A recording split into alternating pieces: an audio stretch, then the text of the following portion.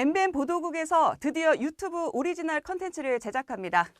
정치인 한 명 한 명의 진짜 속 이야기를 들어보는 본격 집중 인터뷰 나는 정치인이다.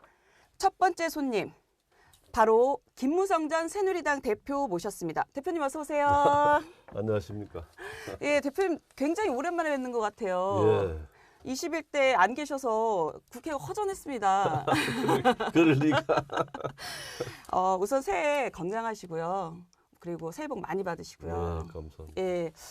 그리고 저희 나는 정치인이다 구독자분께도 새해 인사 한 말씀 부탁드리겠습니다. MBN 시청자 여러분, 청룡의 새해를 맞이해서 모두 건강하시고 제 온 마음을 다해서 큰 세배를 드립니다. 특히 지금 초저출산 때문에 우리 국가의 미래가 굉장히 참 심각한 위기에 놓여 있습니다. 그래서 청춘 남녀들 연애 많이 하셔가지고 사랑을 많이 나누시고 결혼 많이 하시고 그래서 사랑이 결실인 아기를 많이 출산해서 우리나라 미래를 갖다가 뒷받침해 주시기를 간절한 마음으로 부탁드립니다. 감사합니다. 대표님 그 출입 기자들한테도 아이 많이 낳으라고 그렇게 장려를 하시더니 오늘도 또 새해 덕담에 사랑이 꽃피는 대한민국 그래서 저출산 문제 해결하자 이렇게 덕담을 주셨습니다. 그동안 저희 국회에서 못 뵐 때 주로 어떻게 지내셨어요? 다들 너무 궁금해하거든요. 20대 국회 임기 끝나고 네. 이제 좀 쉬어야지 하는 마음을 가지고 해외 여행도 하고 그동안 못했던 그 와이프 서비스도 해야 되고 뭐 이런 생각을 가지고 있었는데 그때 코로나가 와가지고 그쵸. 발이 묶여버리고 또 대통령 선거가 얼마 남지 않았기 때문에 그래서 전직 의원 70여 명을 규합해서 더 좋은 세상으로라는 슬로건으로 포럼을 만들었습니다. 그래서 매주 3시간씩 만나가지고 국정 현안에 대해서 토론하고 또 대안을 제시하고 그런 역할을 지금 100회째 하고 있습니다. 100회째 하고 있고 그다음에 이제 또 대통령 선거 때는 정말 나라를 구하겠다 하는 그런 간절한 심정을 가지고 여러 개 조직도 만들고 해서 그 마포 포럼 그 세미나장을 이용해가지고 활용해가지고 선거 운동을 정말 참 신나게 열심히 최선을 다해서 운동을 했습니다. 근데 그 선거 결과가 0.73%, 24만 7,077표 너무 작은 표차로 신성을 했기 때문에 윤석열 정권의 초기가 상당히 어려울 것으로 예상을 해서 또 국회의 사정이 너무나 극심한 여소야대 그런 상황이고 해서 그래서 국정에 안정적인 출발을 하기 위한 여론 조성 그리고 여러 가지 대안을 갖다가 만들어서 전달하는 그런 역할을 나름대로 보람되게 해오고 있습니다. 여론 조성을 위해서 노력을 하셨다라고 말씀을 하셨는데 그런 거는 구체적으로 어떤 걸로 이해를 할 수 있을까요? 근데 이제 제가 윤석열 대통령을 몇 번 만나본 소감은 머리가 좋고 또 능력이 출중하고 또 뭐 모르는 게 없어요. 이 세상 모두를 다 아는 사람인 것 같아요. 그리고 아주 뭐 논리적인 그런 화법을 가지고 있고 다 좋고 또 국정의 운영 방향은 아주 잘 잡고 잘하고 있다고 저는 생각됩니다. 만약에 제가 대통령이 되었어도 윤석열 대통령이 한 그러한 정책들을 저는 했었으리라고 저는 생각을 합니다. 그런데 국민적 여론은 뒷받침을 못 받고 있지 않습니까? 지지율이 30% 초반대를 왔다 갔다 하고 때로는 뭐 20%까지 내려가기도 하고. 네, 맞습니다. 이게 어디서 오는 문제인가? 여기에 대해서 우리 포럼에서 만나면 거기에 대해서 고민을 토론하고 또 분석을 하고 했는데 그 결과는 제가 보는 그 이유는 옳은 일을 하면서도 거쳐야 될 민주적 절차를 좀 간과한 데서 온 문제라고 생각이 됩니다. 음. 본인의 심정은 지난 5년간 전 정권이 우리나라를 너무 어렵게 네. 만들어 놨기 때문에 또 임기 5년이라는 것이 네. 실질적으로 일할 수 있는 시간 한 2년밖에 안 된다는 그쵸, 이야기를 많이 하지 짧죠. 않습니까? 네. 그러니까 그 짧은 시간에 잘못되어 있는 것을 빨리 바꿔야 되겠다 하는 그런 급한 마음에 급하게 서두르다 보니까 그런 결과가 나왔다라고도 또 이해할 수 있는데 어쨌든 예. 그런 부분에 대해서 좋지 않은 여론 이런 것을 그게 아니다 하는 그런 뭐 한 70여 명이 모인 전직 의원들이니까 영향력이 상당히 크죠. 그렇죠. 그래서 이제 그런 걸 사회 여론 전파하는 그런 역할을 우리가 좀 하자 하는 그런 뭐 일을 좀 했었습니다. 아, 장지은 의원이 내년 총선 불출마했어요. 그래서 지난 총선에서 국민의힘이 얻은 부산 의석 15석 중에서 3석이 현역 의원이 출마하지 않는 자리가 됐는데, 그렇죠. 뭐 황보승이, 장제원, 하태경 의원 이제 출마 안 하시는 걸로. 근데 제가 이 말씀 왜 드리냐면 이 세 곳 중에 부산 중영도 대표님 출마 검토 중이시라는 기사가 지금 나오고 있어요.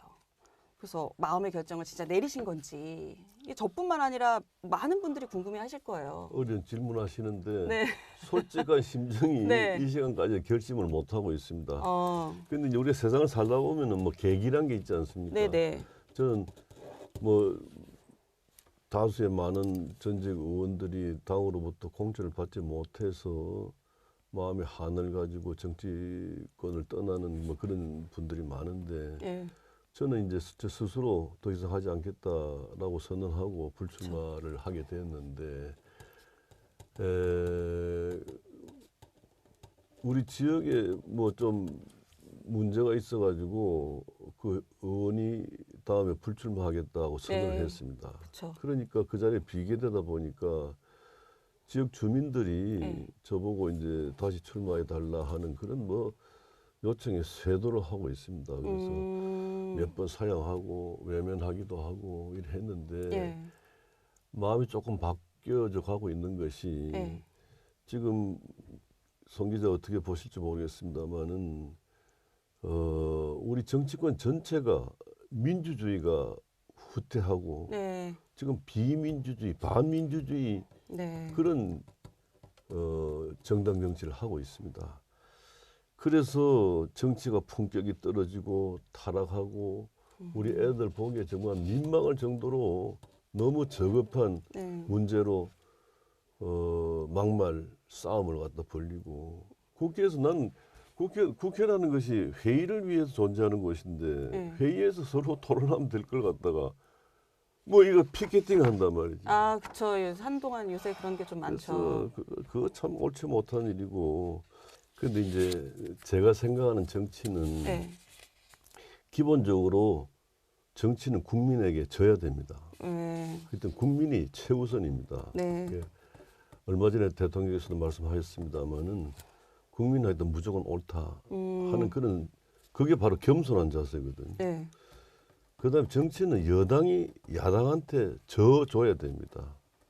그래서 여당이 야당한테 져주는 모습을 보이고 야당의 체면을 살려주고 특히 야당의 원내대표 체면을 살려주고 그리고 가능한 한 양보를 해서 야당이 장외로 나가지 않고 회의를 보이콧하지 않는 그런 분위기 속에서 우리가 꼭 취해야 될 것, 시간 놓치면 안 되는 그런 중요한 법안들이 많기 때문에 네. 그쵸. 그래서 그걸 갖다 잘 이끌어가는 것이 국회를 파행을 겪지 않게 끌고 가는 것이 정치를 잘하는 거다. 이런 예. 생각을 가지고 제가 박지원 대표한테 상당히 많이 양보를 했어요. 그런데 그걸 가지고 우리 당에서는 저 김무성이 맨날 박지원한테 판판이 당하고 온다. 또 심지어 당시 대통령께서 네. 야, 너 그건 맨날 그 당하면 큰일 난다고 안 된다. 그런데 작은 걸 져주면서 네. 큰 국가 운영에서 정말 중요한 그쵸. 큰 문제는 전부 다 해결 다 했거든요. 그래서 그때 뭐 언론에서도 아주 협치가 잘 되는 그런 좋은 콤비다. 이런 예, 뭐 맞아요. 칭찬을 받았었죠. 네. 원내 대표라는 자리가 예. 그 여야 간의 합의를 보고 네. 그다음에 그거를 당에 가서 의원총회에서 추인을 받기 위해서 가서 보고를 하거든요. 네. 그럴 때 의원총회에서 막 비판을 많이 받아요. 그런데 거기에 주눅 들어서 일을 못하면 안 되죠. 가서 이야기를 듣고 저 비판을 많이 받더라도 꼭 이걸 일이란 것은 특히 여당은 국정을 진행을 시켜야 되지 않습니까? 그쵸. 그래서 뭐 많이 양보했는데 그렇게 제가 많이 양보를 했음에도 불구하고 박지원 대표는 당에 돌아가서 너는 맨날 김무성한테 당하고 뭐 그게 뭐 이 세상입니다. 근데 그렇게 잘 지냈던 박지원하고 요새 뭐 서로 말도 썩 잡고 보지도 않습니다. 왜 그러세요? 박지원 대표는 그때 정치 고수라고까지 말씀 주셨었던 기억이 나는데. 그 사람이 예. 좋은 점도 많지만 예. 너무 말을 많이 하고 어. 필요 없을 때는 입을 닫고 말 안 해야 되잖아요. 이 사람 매일 언론에 나가지 않으면 살지 못하는 언론 조갑증이 걸려가지고 자꾸 말을 하다 보니까 예. 없는 말을 만들어내고 거짓말을 하게 되는 거예요. 무슨 말인가 하면은 네. 그 당시 탄핵할 때에 네네. 박지원하고 나하고 뭐 잘 지냈던 사이니까 그쵸. 그 긴 시간 동안 전화가 2번 왔었어요. 박지원 원내대표한테. 예. 첫 번 전화 왔을 때 너 진짜 탄핵할 거냐? 그래서 한다. 예, 예.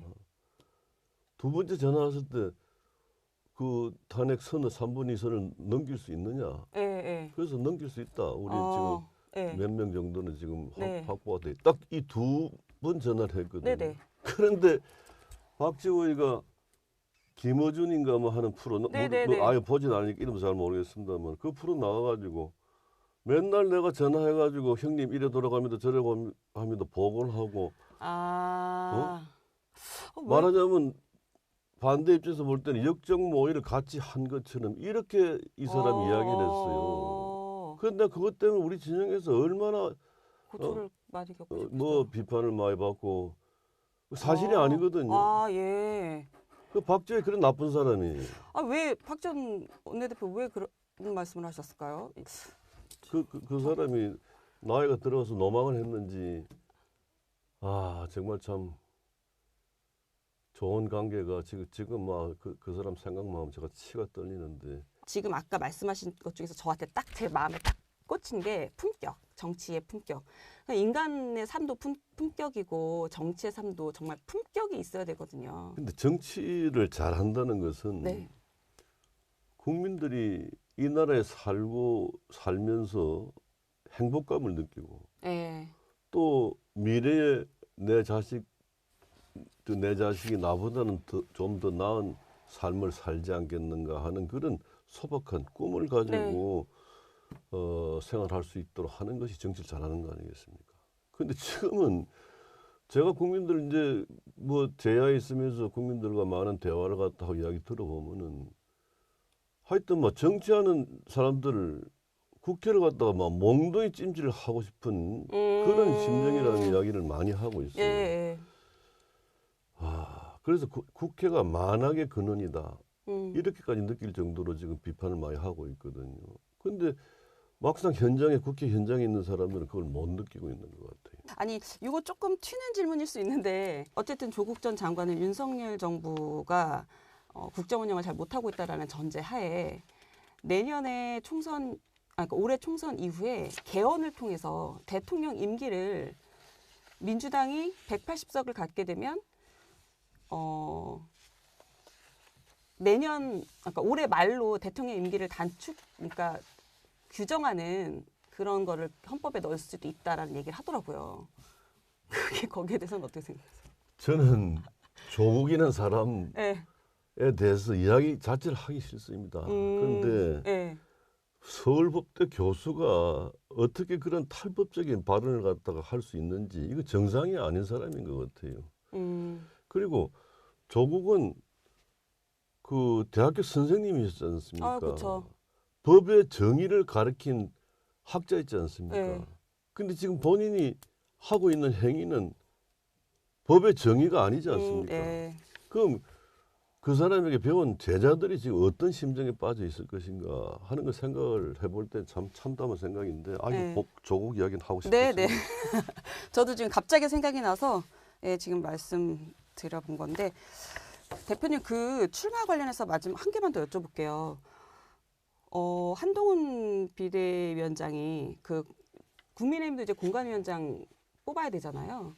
근데 공관위원장 어떻게 뽑겠냐라고 어제 이제 새해 신년 이제 그 활동하는 데 있어서 기자들이 물어보니까 공정하고 공정한 기준으로 멋있는 공천을 해서 승리하겠다라고 말씀을 하시더라고요.